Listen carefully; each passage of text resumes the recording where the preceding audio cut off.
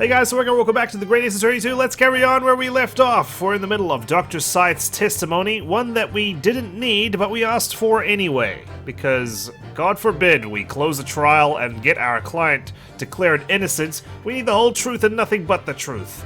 But we've only got one life left. That is a major issue, especially here at this juncture, where I have no idea how to proceed. We've got two statements that Dr. Scythe can flip-flop between. It's this one. She stood over the victim's corpse where it lay in the toppled cage and plunged the screwdriver into the chest.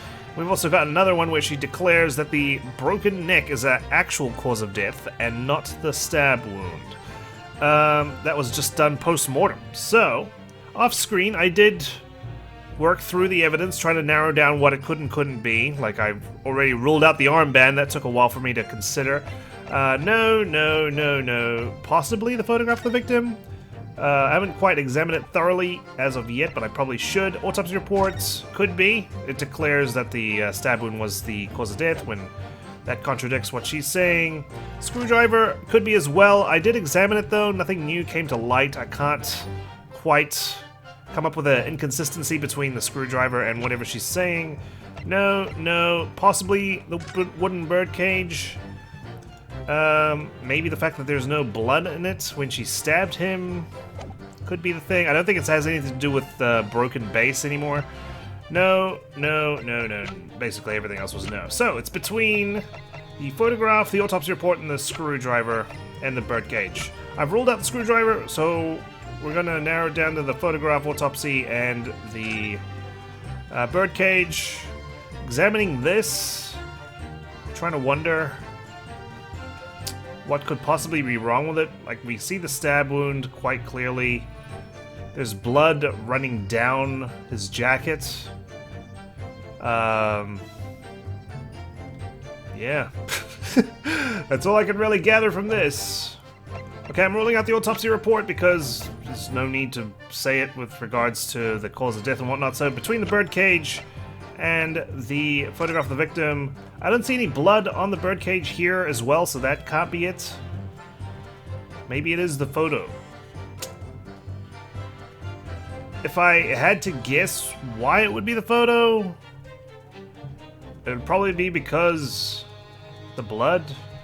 There was a similar situation in Raincoat. I don't know if it will apply here, but how the blood is running down the person, indicating that they weren't, in a prone position when they were stabbed. That could be it. But yeah, I don't think there's any blood on the birdcage, so that's irrelevant. I mean, it does say in this statement here, where it lay in the toppled cage.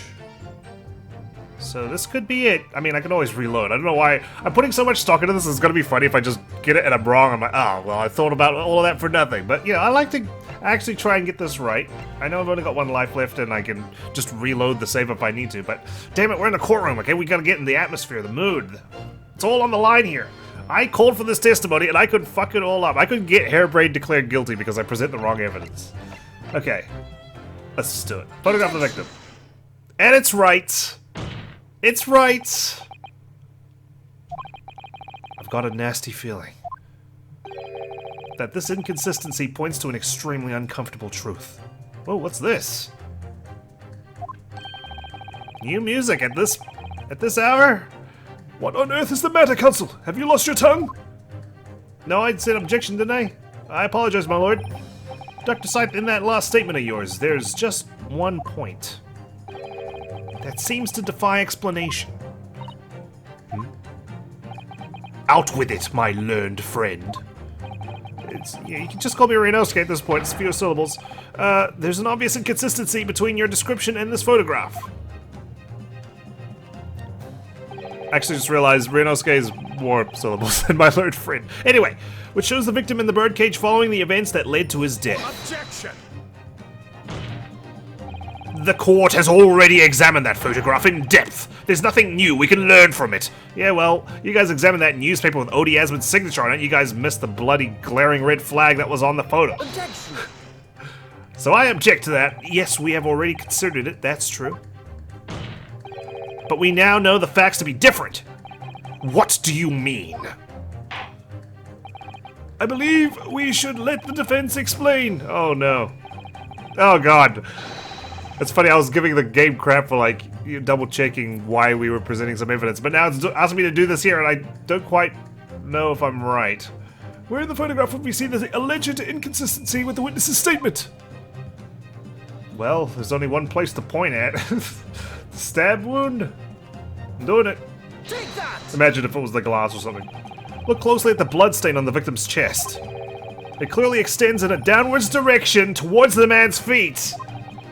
And why is that significant, counsel? Because I saw it in another game, Your Honor. I mean, sorry, my lord. If the victim was stabbed moments before the kinesis machine was set in motion, that's entirely expected. Oh, of course, no, that's not what happened. You're answering your own questions, Judge. You don't even need to ask me. Exactly, my lord.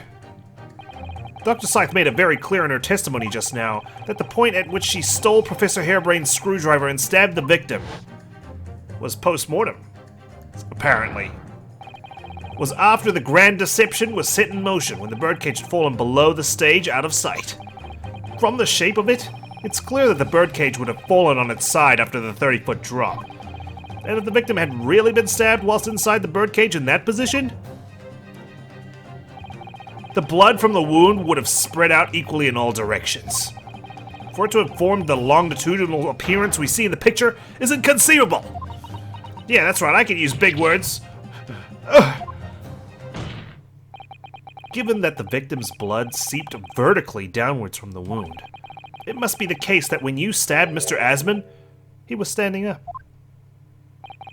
In short, Dr. Scythe, your latest testimony was a total fabrication! Yeah, that's right. I got the pursuit music playing. It's been a while. I knew it. I was right. But why? What's the significance of this? What does it mean? I don't know. Now that I've identified the contradiction, there's only one way to explain the facts. We've all been under a great misapprehension here. I'm still using the big words. What? What sort of misapprehension? Yeah, getting to that, Dr. Scythe. I'll just feign confidence, fake it till you make it. You claim you were coerced into helping Mr. Drebber as a result of the note he left in the waxwork. You claim that you made changes to the scene of the crime to implicate the defendant. And you claim that you authored a fake autopsy report to cover your tracks. But one of those claims is an out-and-out lie, because the question of what the bloodstain really tells us has only one possible answer. If that is the case, what is it, man? Out with it! Sorry, I'm rambling because I'm still thinking. My cogs are turning. Counsel, you've clearly struck upon a revelation. Now tell the court what it is. Which part of Dr. Scythe's story is shown to be a lie by the contradiction in her testimony?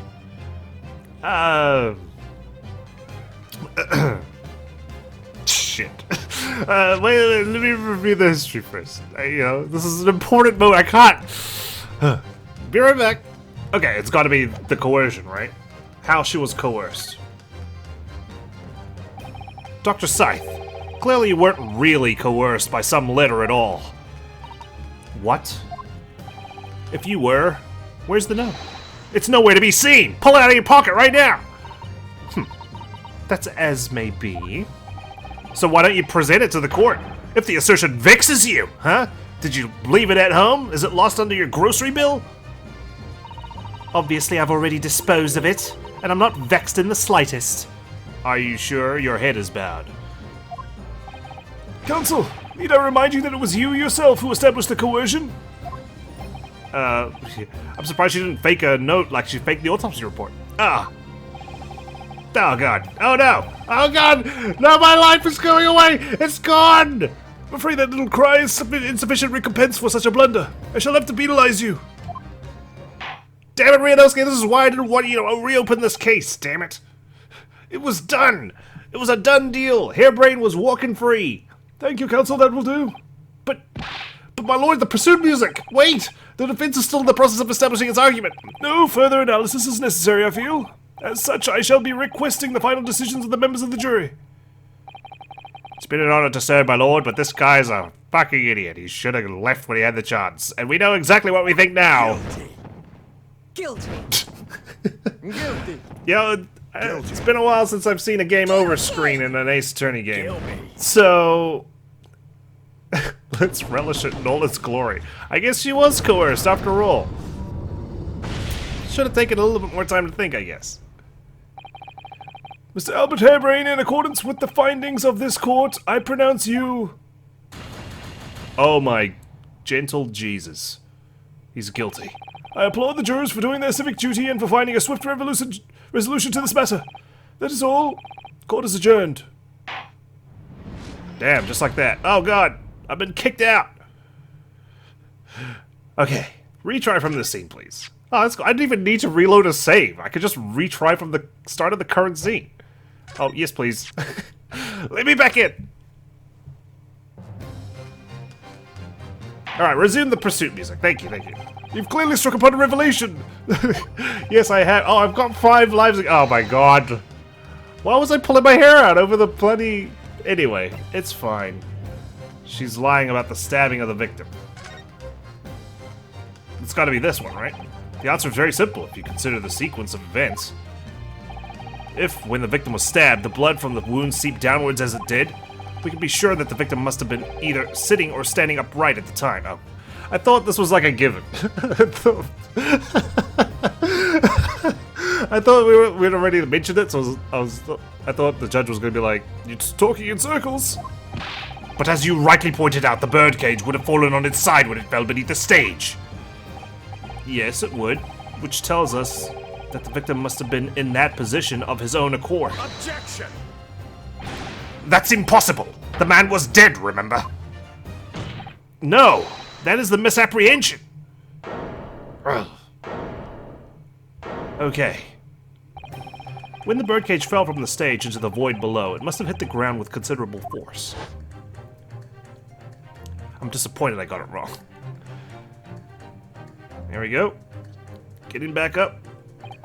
But Mr. Asman didn't die in the fall.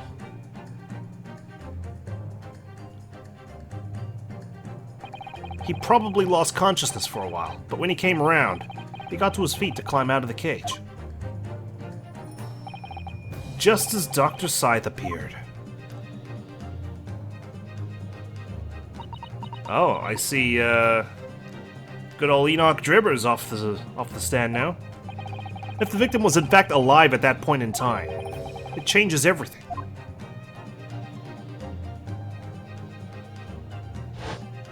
There we go. Oh, he's back. Ah! Mr. Odie Asman's killer wasn't the defendant, Professor Albert Harebrain, as we've already established before this whole testimony came up, nor was it the mastermind behind the stage trickery, Mr. Enoch Dribber. Oh, we had a whole 360 there. It was you, Dr. Courtney Scythe. Ah! Oh, should have clung on to Lord Strongheart's promise that you wouldn't have to testify. I guess Van Zeeks' head's gonna roll for this. Order, order, order! Can this possibly be true? Have you been taking me for a fool? It was you, was it? You killed him? You hoped that by admitting to being an accomplice in Mr. Drebber's scheme, the trial would end, before you were accused of a far worse crime. Cold-blooded murder.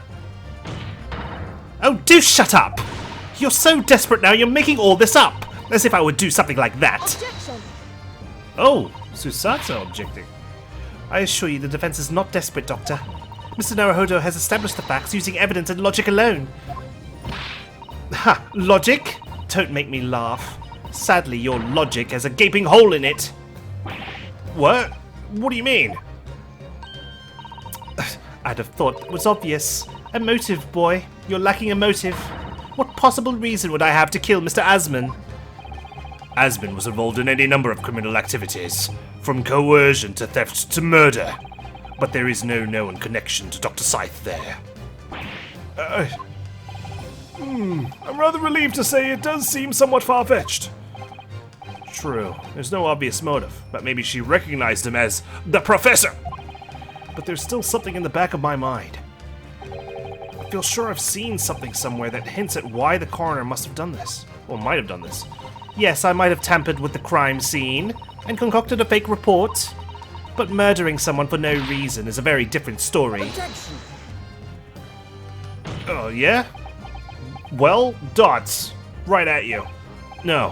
When you questioned what possible reason you could have for wanting to kill Mr. Asman, something did come to mind.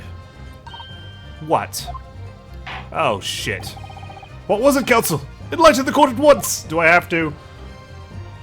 Hopefully it's obvious. Yes, we saw it yesterday, didn't we? Something that seemed strange, but we had no reason to suspect it at the time. There's a particular object that explains why Dr. Scythe would have wanted to kill Mr. Asman.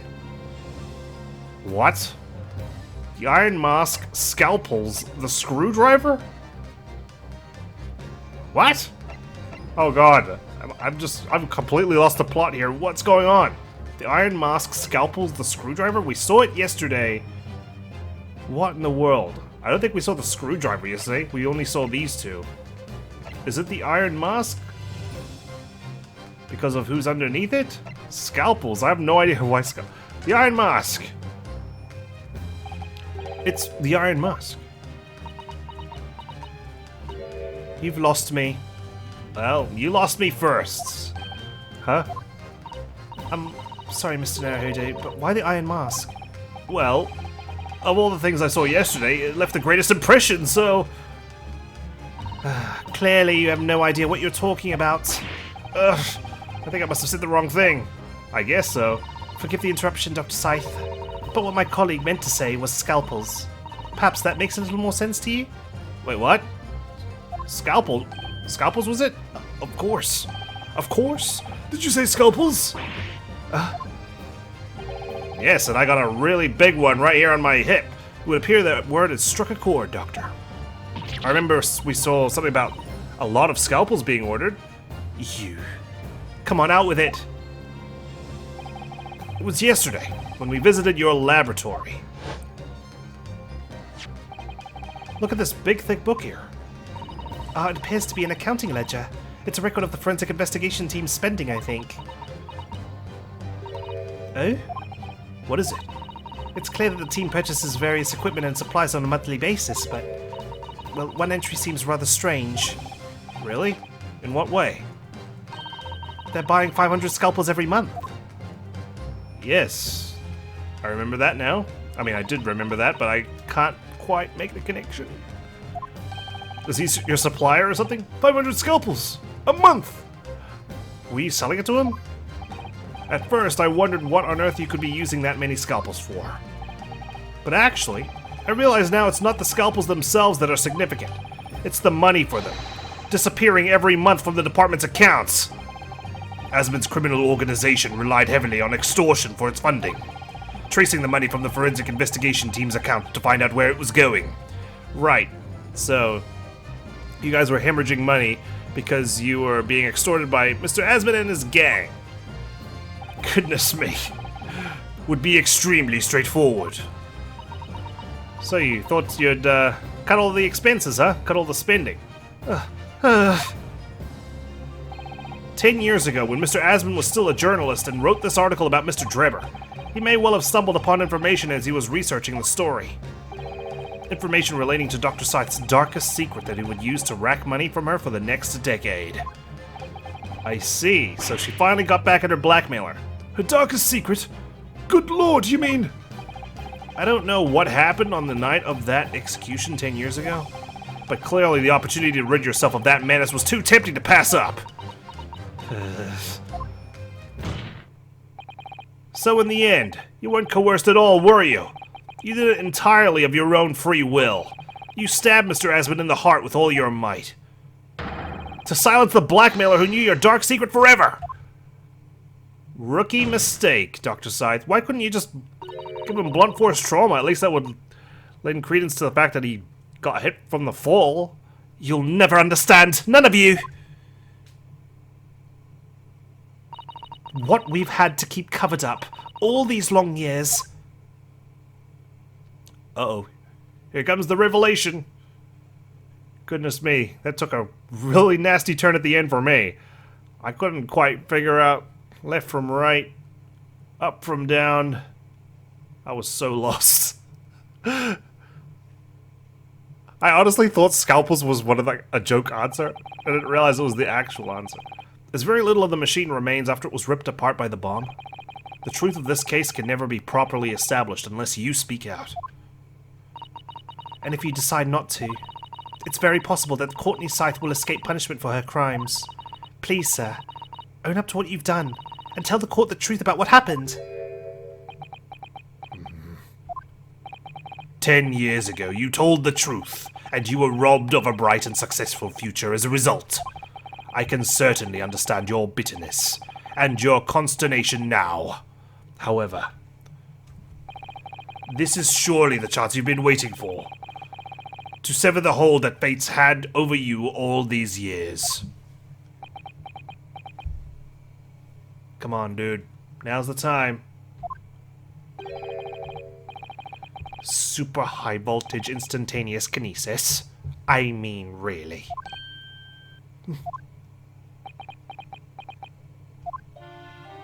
Here comes the sorrowful flashback music. It's the addled brain mock scientists that are the worst, you know. They don't recognize the fact that they don't have talent. They can't even get that right. And so they end up chasing impossible dreams, having unbridled faith in their abilities. They go on and on about their wonderful hypotheses, their stupid eyes shining like a little child's. They make me sick. I can't abide their foolishness. Careful, Mr. Trevor. You're gonna break the witness stand. You've pounded it quite a few times now. I was particularly pleased with the kinesis machine. It made for quite a show, didn't it? So you admit it? You admit that it was nothing more than a sham made for the purpose of killing the victim? Yes, I admit it. I did it all in the name of revenge. Well, I guess he's still gonna go down for attempted murder. Revenge for the future that Mr. Asmund's article had deprived you of 10 years earlier. But the revenge you sought didn't stop at Asmund, did it? Which is where that very particular waxwork comes in. Yes, I see. The condemned convict that you saw rising from the grave in Lowgate Cemetery 10 years ago. If your account of those events was all true, then obviously Scotland Yard couldn't afford to acknowledge what had happened. Even if it meant discrediting a bright young man and crushing any future career he might have had. So your plan required that you abduct that particular waxwork model in order to exact your revenge on Scotland Yard as well. Or on Dr. Scythe, to be precise. Testify, please. It was a year ago. By some extraordinary twist of fate, Asmund turned up at my workshop. He didn't remember who I was, of course. He just wanted to employ my services as an engineer. And he happened to have a paper with him. An article on the front page caught my eye. I can't believe he couldn't remember you. I mean, yeah, under normal circumstances, but you've got a black monocle. Okay, that's pretty distinctive. About the coroner who had handled that bogus autopsy being appointed head of a new forensic team. When I learnt that news, my cognitive processes started to devise the plan. What a horrid tale. He robbed me of my future, so I wanted to use the man's own wiles against him, for revenge. And have that rotten Scotland Yard eating out of my hand at the same time. Ooh, you were spitting too many plates, Trevor. I wanted them all to suffer the same humiliation I'd had to suffer. Well, one of them's dead, and the other one certainly is humiliated. Your actions against those who'd ruined your future were justified as revenge. At least, to yourself. Certainly, no one has the right to destroy another's prospects, especially for purely selfish gain. And yet, In carrying out your plan, you did exactly that to someone else, didn't you? Did I? My client, Professor Hairbrain's only crime was passion for his hypothesis. But you had no compunction about sacrificing his future to effect your revenge. You knew that he would be forever branded a failure and a fraud. Well, perhaps life treated you unfairly 10 years ago, and that others' misconduct left your life in tatters. But remember this. Your own actions resulted in exactly the same thing for another perfectly innocent young man. By God, what have I done? Well, there we go.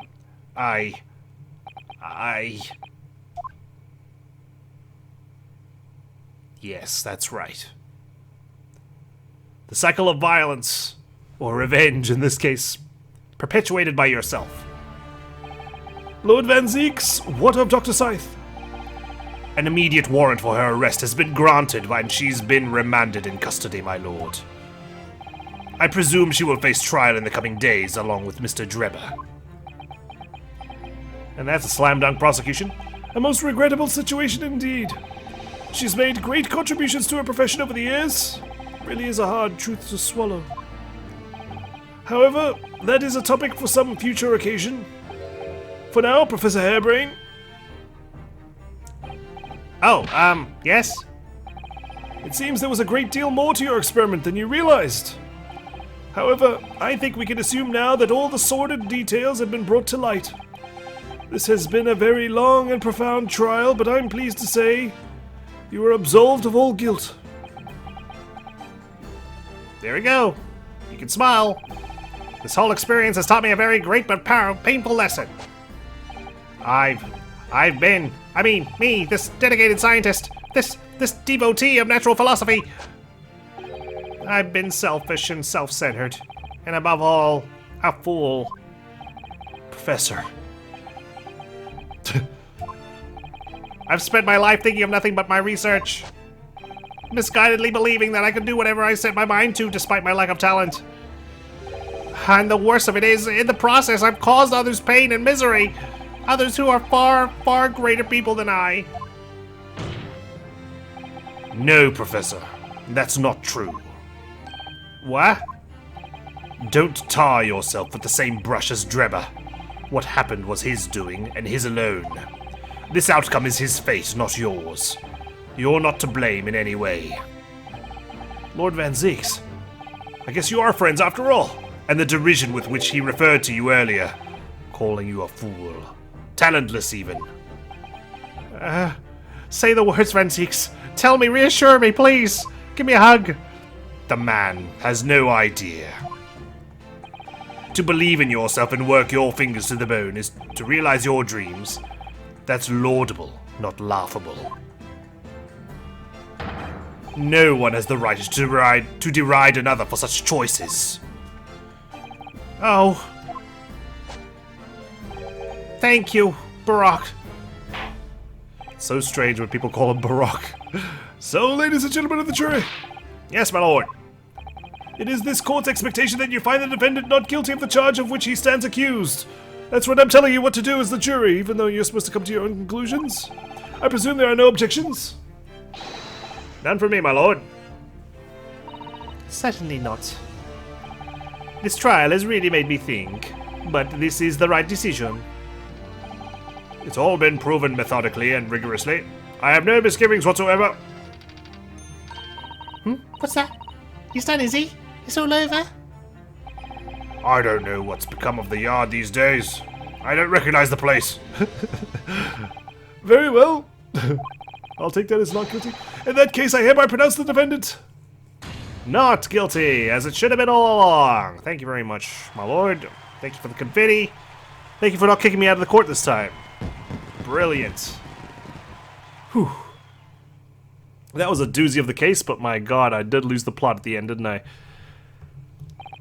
Court is adjourned. Done. And now I'm not afraid of failure anymore. It's over. That was some trial. And after all that, we don't know what happened with the professor's identity, What happened with him getting shot in his grave 10 years ago? The fact that he's responsible for killing Van Zeeks' brother? My goodness me. Surely we're gonna circle back to it at some point. I mean, we still gotta circle back to the whole Professor Mikatoba and the Hound of the Baskervilles incident, no? 24th of October, 4:33 p.m., the Old Bailey Defendant's Antechamber. Professor! What a splendid outcome, isn't it? The fact that I managed to get also the truth. And not just your declaration of being not guilty. Oh, it is, it is. Congratulations, Professor Hairbrain. Acquitted was the word I was looking for, and it's only come to me now. Mr. Naruhodo, Mr. Susato, I am truly Beside myself with gratitude. How can I ever thank you enough? I'm just glad it's all been cleared up. That you realize you were just caught up in a bad situation. Right now, you know, if I had that research grant money, I'd give the whole lot to you, every penny. Well, that's very kind, but I'm just a student, so... We don't need any financial rewards. Your acquittal's more than enough. Oh dear. Oh, what can I do? Aha! How about this? As a memento, the paper about my hypothesis is inside. Well, just as a memento then. Thank you. I'll probably lose your notes on the stack of paper on my desk. I've been wondering, Professor, what are you going to do now? Oh my, yes. What am I going to do? My hypothesis and my great machine lie in ruins. But still, it's been too long since I was last in London, so perhaps I'll enjoy some sightseeing. I must explore the Great Exhibition whilst I'm here too, and see if new inspiration hits me. Oh yes, that's a wonderful idea. I can't allow that. Oh, it was Van Zeeks. Oh god. No, the happy music has been replaced by your sinister theme. Lord Van Zeeks, what are you doing here? This is the defendant's antechamber, okay? This is the equivalent of my locker room. Buzz off. Kick rocks. Barack! I'm sorry you had to go through that, Albert. Oh god, he's calling him Albert! Oh no! These two friends. So heartwarming. Well, if I'm honest, it was terrifying. You were like a great demon behind your bench there, snarling down on your prey. You're one of the few true friends I have. What about me? I'm your learned friend. I couldn't leave it to anybody else to handle the prosecution. Or the defense. Oh god. He recognizes my ability. Sorry? Or the defense? Did I just hear that right? Did he actually rely on me to do shit properly? I almost choked up when I read that out loud. I always knew that you had my best interests at heart, don't worry. How about you show me around while I'm here in town? It's been a long time since we left university. We have a lot to catch up on. Listen, Albert. You must flee the country. I'm the Reaper of the Bailey, and I don't want you to die. In a few days, your acquittal will be made official. When that happens, you must head straight to Dover. I'll accompany you. What? From there, you'll cross the channel and make your way back to Germany. I've already purchased the tickets. But no, hold on a minute, Barack. What about the Great Exhibition? This is the chance of a lifetime for me. I want to look around. No sightseeing, Albert. Give up on the idea. Sometimes it's hard to see any warmth in those eyes, Barack. Yeah. Lord Van Zeeks? What's all this about? Unnecessary precaution. Yes, I think I understand. You do? Well, Iris told me that when you met Lord Van Zeeks at his office some days ago, he asked how Mr. Natsume was doing.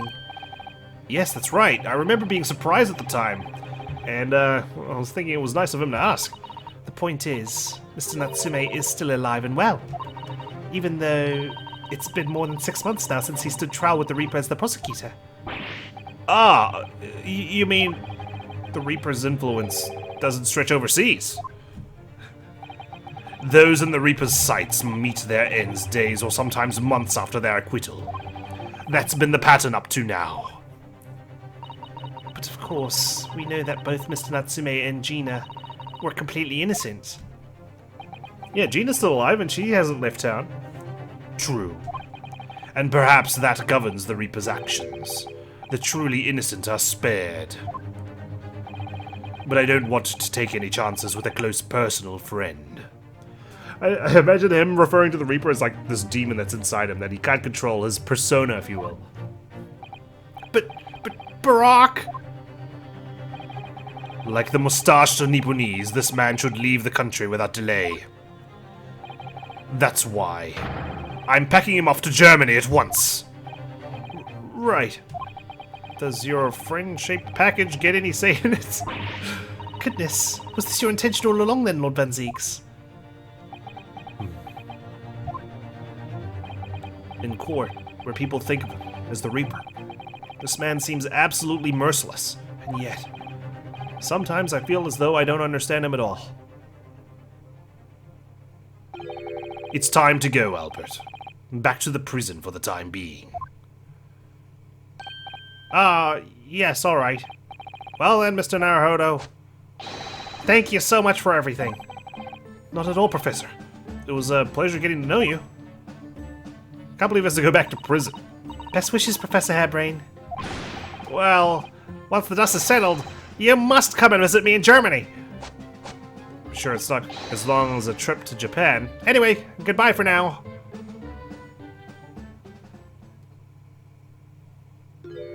You're still here.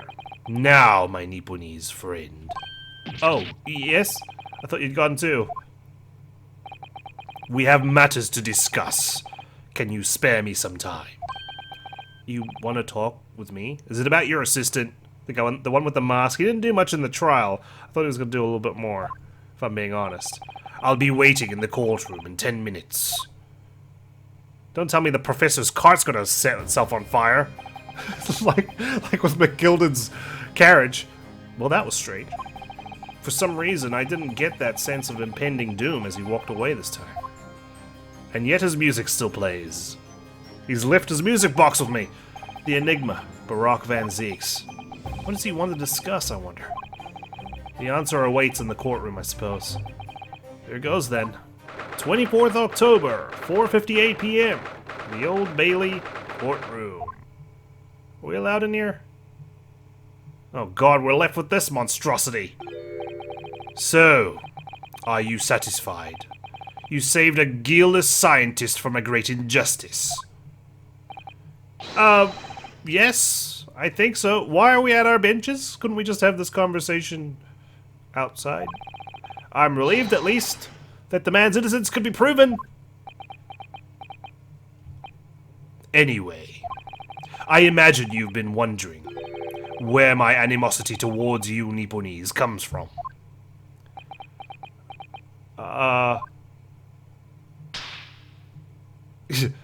Just a little self-slap. I'm punishing myself for being Nipponese. Well, at first, I thought you just didn't like me. I imagine you saw me as a pretentious child from an unimportant land who had no business being here. Please don't tell me I'm right. But now I think differently. You clearly know our ways. So I would guess that some specific incident led to your thorough dislike of my race. Will you tell me what happened, please? The Professor. I thought I'd never hear that name in this courtroom again, to be honest. He took your brother's life. Clint. My brother was Clint Van Zeeks. 16 years ago, when I was still just in my teens. He was already the director of prosecutions and a key member of the judiciary. I looked up to him. He was everything I aspired to be. Oh, I always feel sad when Susato's eyes start shimmering, you know? He was involved in the establishment of justice systems in foreign countries as well. There were exchange programs between Britain and other nations then too, to share knowledge and ideas. I was gonna say, did you go abroad to Japan? But no, it might have been your brother, actually, who paid a visit to Japan. As part of one of those programs, 3 judicial students came to Britain from your homeland, the Empire of Japan. Oh. If it was 16 years ago, then one of them could have been my father. Of course. I remember Dr. Mikatoba well. I had no idea. I was a minor at the time, training at the prosecutor's office. One day, Clint introduced me to the 3 visiting Nipponese. So, you've actually met my father? He and his colleagues were polite and amicable. They were adept at their work and exacting in their standards. It was my first encounter with the Nipponese spirit, and it made a very great impression upon me.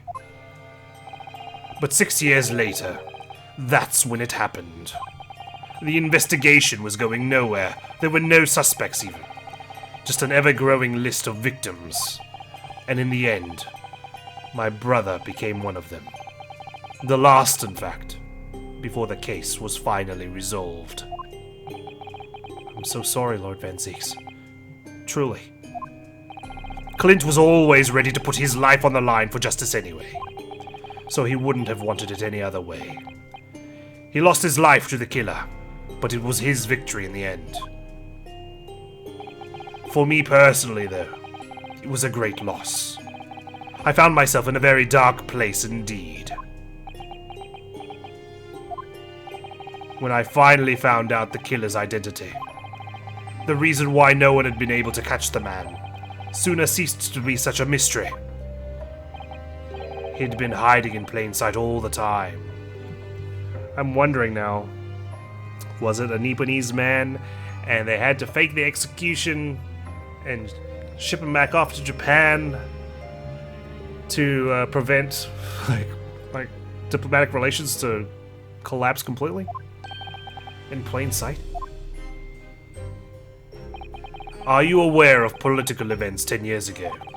It was a period of extremely sensitive diplomacy between the British and Japanese empires.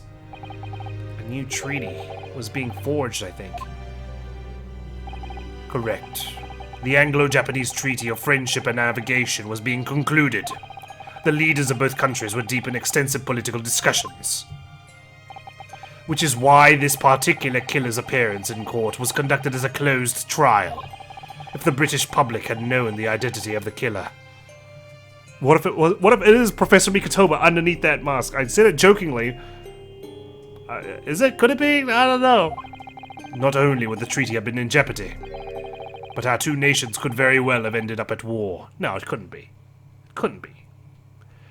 Because, you know, wouldn't he be like killing some more?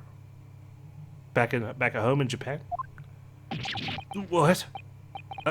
A war between Britain and Japan? But that would mean... Oh my, you mean to say the professor was...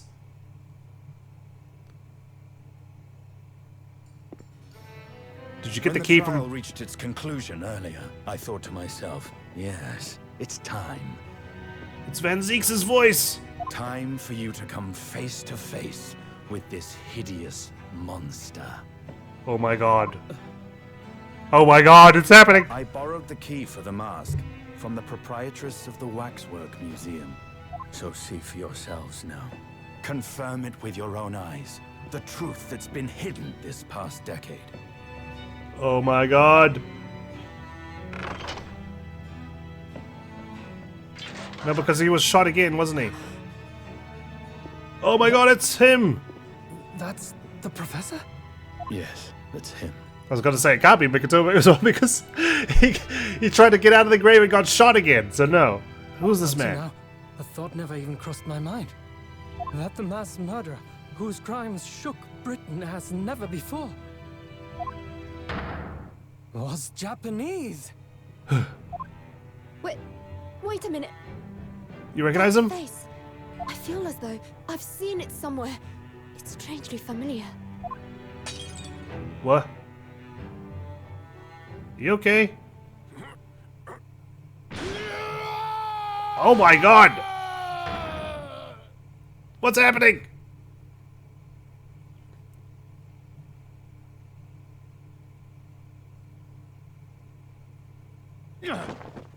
This ain't Yakuza. Or persona.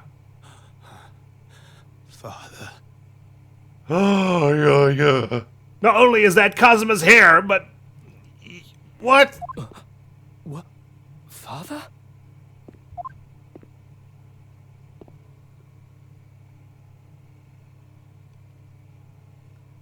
Oh my goodness.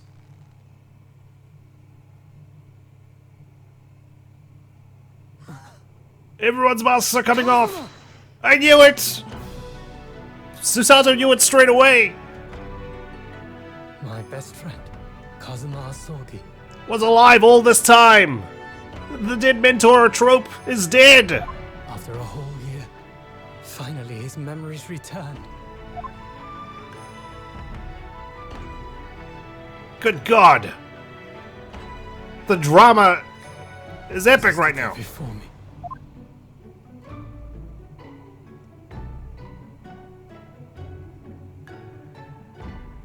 Ryunosuke. It's me. Yes. Aww. Hello again. Look at him, he's sorry. My friend. Kazuma-sama! Judicial Assistant Mikatoba. I can't believe we're getting fully 3D cutscenes here. This is awesome. It's been a very long road. Thank you. Thank you for guiding my friend here when I could not. Oh, oh, yeah, she's been a handful. It was an honor. Look at us, the three of us I reunited. knew you wouldn't die that easily. Kazuma. I owe you thanks, too, for taking good care of that in my absence. Oh, yes, your soul. You can have it back. Karuma, the great blade of the Asogi clan, passed down through the generations. And that may very well be the murder weapon of the professor. Now I've just realized it's in my hands. When we left Japan, this sword was at my friend's side. The Japanese man's katana is his soul, and he couldn't be parted from it. But then, when the incident happened, it was Susato-san's wish that I inherit the sword, and I've kept it with me ever since, But what happened? along with my memories of the friendship we shared. How did he survive? With this by my side, I always felt that you were watching over me somehow.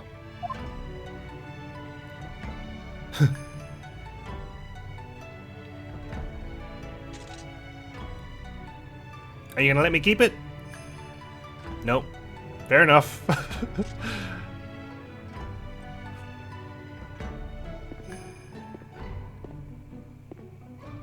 I've made it. At last. Father. Are you saying... Surely not. You mean, you knew all this time? I'm looking at it, but I still can't believe it. This mass murderer is Kazuma's father. Yeah.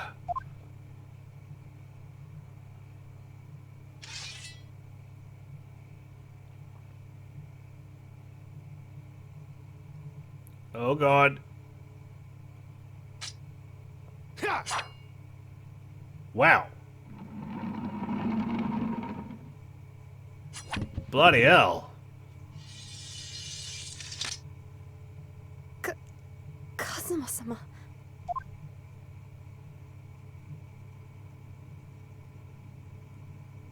Ryunosuke, we have much to talk about. Oh yeah, we do. But now is not the time. What?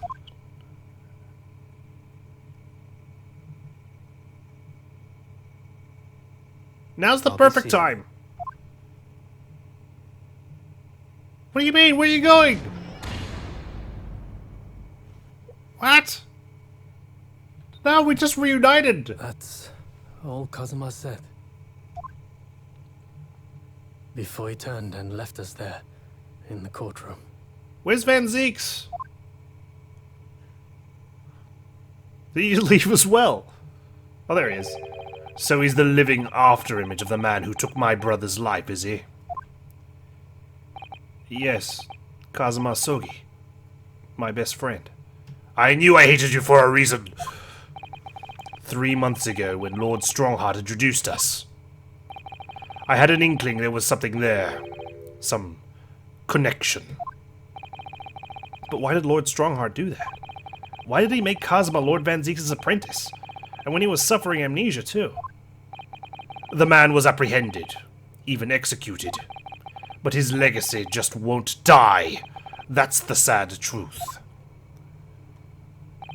Anyway, that's all I had to say. I thank you for meeting me as I asked.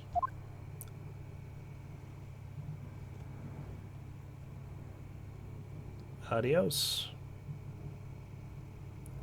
Well, that was a turn of events. I was scared. I was like, when I saw the face, I was like, oh my god. I don't recognize this man, should I? And then when Susato said, I've seen his face before, I was like, uh-oh. I don't know who this guy is. Is it because I haven't played the game in a long time, like the first one? And then, of course, we have our freaking grand reveal. Kazuma's alive. We don't know how, or, you know, how everything played out, but he's here.